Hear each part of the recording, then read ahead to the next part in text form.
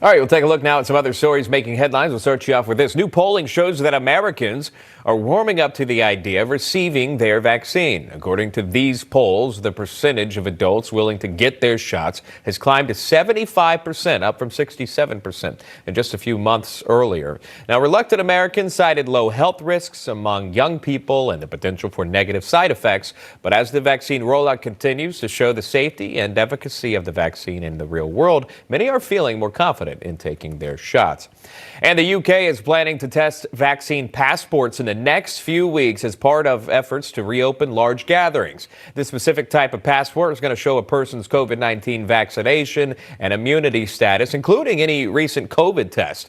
UK Prime Minister Boris Johnson saying they're doing, quote, everything we can to ensure the country reopens as quickly and as safely as possible. We'll take you to India now, reporting a record rise in cases, becoming just the second country to post more than 100,000 new cases in a single day. And while India is the biggest maker of vaccines worldwide and has injected more than 77 million doses, it has very low vaccinations per capita due to its very large population. World Health Organization officials are saying the best way to reverse this trend of cases going up is to concentrate vaccinations in the hardest hit cities, which include Mumbai and a couple of others. Those are some of the stories we're following for you for right now. For breaking news or details, head to Newsmax.com. Also following this, one Biden advisor making a shocking admission about the administration's call to boycott Georgia and the impact it will have on small businesses in the state. Listen to this. It's a little early to judge what the economic impact will be, but they have a right to vote with their feet and to express their dissatisfaction with the laws. But for a popcorn stand worker in Atlanta who just learned he's not going to be hired in July, I mean, this comes at a cost, does it not? There is undoubtedly going to be a cost. I think that was the point. Yeah, 100 million, in fact, would be quoted in Cobb County, I believe. Returning to discuss is Hal Lambert, Jennifer Kearns, and Joe Collins. Jennifer, I'll start with you on this one here. What are your overall thoughts on this and the Biden administration supporting these Georgia boycotts? Well, it just shows the insensitivity, Sean, and the level at which the Biden administration is out of touch after a year of lockdowns where small businesses were affected, and in particular, disproportionately, African-American small businesses were affected by the pandemic and the lockdowns, mostly at the hands of blue state governors and blue city mayors. The fact that the Biden administration wants to support something like this that would further hurt the population is really stunning. You look at the makeup of the population of Atlanta, more than 50% African American. This will do nothing but further harm those small businesses, 40% of which are minority-owned businesses. Also, this Minnesota Congresswoman Ilhan Omar weighing in, making a shocking comparison about the administration's call to boycott the Peach State. Listen to what she said. We know that boycotts have allowed for justice to be delivered in many spaces. The civil rights movement was rooted in boycotts. We know that, apartheid ended in South Africa because of boycotts. And so our hope is that, this boycott will result in changes in the law. Serious comparisons there. Joe Collins, your thoughts on the Congresswoman's remarks? Well, we know Ilhan Omar. She's always made dumb remarks throughout her term in Congress, so I expect nothing less. When it comes to boycotts, I mean, you could do whatever you want to do, but I think Georgia did a really good job of tightening up its election laws. I mean, we all seen through this past election how people who were counting votes were throwing ballots out and putting ballots in. But I think that tightening up on our election laws throughout the United States is something that's absolutely needed, and I hope more states take notice and start to follow suit. I'll go to Hal Lambert on this. And again, Cobb County there, which is the county that holds the MLB All-Star Game, their tourism industry is set to face $100 million of loss. Again, that was put out in a report. That's a lot of money. And that was one of the things that was pointed out. You've got the popcorn stand worker and the other people that would have gotten these jobs. They're not going to get these jobs. Hotels are not going to be used. Restaurants are not going to be used. And it all comes down to this voting law restriction. But let's just have an educational moment here. Something I repeated earlier.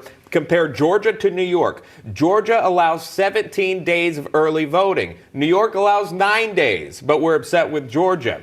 Georgia, you don't need an excuse to vote by mail, but if in New York, you have to have an excuse by mail. The sticking point is you've got to have an ID to vote by mail. In New York, you don't have to have an ID. That's the controversial point, and you're hurting so many people by moving this all-star game out of this county. What does that say about Major League Baseball, and what does that say about sports, again, getting involved in politics and may not really understanding what this bill actually says, Hal? Yeah, Major League Baseball should be ashamed of themselves. I mean, Atlanta is a majority black city. It's going to hurt majority black people in this with this move out of the city. And again, as you just said, voter laws in Georgia were actually expanded. Rights to vote were expanded, not retracted. The only thing that this is all faux outrage from the left. And what they're really upset about is the fact that you now have to have an ID to vote absentee, which what does that do? That makes it really difficult to do mass voter fraud with mail-in ballots. That's what they don't like. That's what they're complaining about. It has nothing to do with civil rights. Everybody has an ID in this country. That's all absurd to say that voter ID laws are restricted to minorities. It's racist to say black people can't get, IDs. I mean, that's just absurd. They have IDs. Everybody has an ID. You can't get a vaccine in Georgia if you don't have an ID. So how are black people and minorities going to get vaccinated if they don't have IDs? That whole thing is shot. And I tell you what, this is going to open up.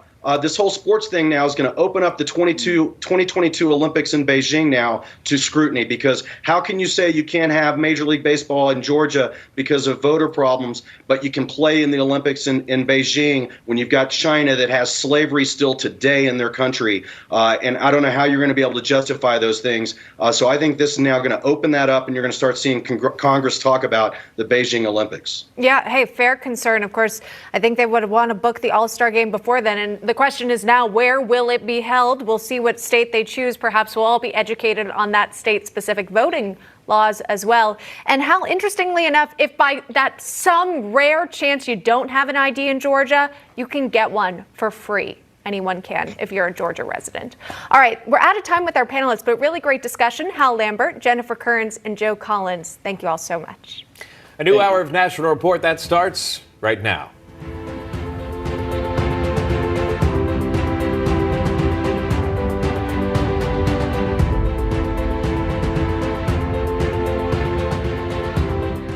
Good morning to you. Welcome to the third hour of National Report. We're glad you're here. I'm Sean Kreisman. I'm Emma Reckenberg. Thanks so much for joining us. We're following the very latest in the Derek Chauvin trial. This week's testimony expected to shift to Chauvin's training as a police officer and whether he followed police protocol when he arrested George Floyd. Our Monday regulars Joe DeGeneva, Victoria Tunsing are here to react to all of this and more. But first, we are also learning more today about that deadly attack on the U.S. Capitol that left one police officer dead. Our Rachel Roller is live with us now with a complete breakdown on this. Rachel. That's right, Sean. So let's take a look at what we know right now. One officer was killed, another injured when a driver slammed into them at a barricade Friday afternoon. Now, police say after ramming the officers, the attacker exited the vehicle with a knife in hand and began lunging at them. The officer killed has been identified as William Billy Evans, an 18-year veteran of the police force and a member of its first responders unit. Now, the suspect, who you're going to see here, has been identified as 25-year-old Noah Green. Green has been described as a follower of the leader of the Nation of Islam. On Facebook, he had posted speeches and articles discussing the decline of America, also talking about the end of times. He was killed at the scene. Police now, as a result, stepping up security around the Capitol. Officials had plans to remove some of those barricades that were initially put in place after the riot on January 6th. Now it appears that those plans are on hold. Now, keep in mind, many in the media already facing backlash for headlines like this, for their coverage of the story. The New York Times running this headline, Capitol suspects struggled before attack, but motive remains unclear. The paper writing that Green had been distressed, but had no known history of violence. Sean and Emma, of course, that's still under investigation as to why he did that, what was going through his head before. And again, just to reiterate, he died at the scene there. So. Yeah, and the other storyline coming out of this is the Capitol Police and folks possibly wanting to retire early, wanting to transfer, not wanting to be a part of it anymore, based on what you saw January 6th of lives lost there, and then obviously what we see here. And it's looked like a war zone ever since with the barricades up. So we'll see. We'll continue to follow that. Rachel Roller joining us live. Rachel, thank you.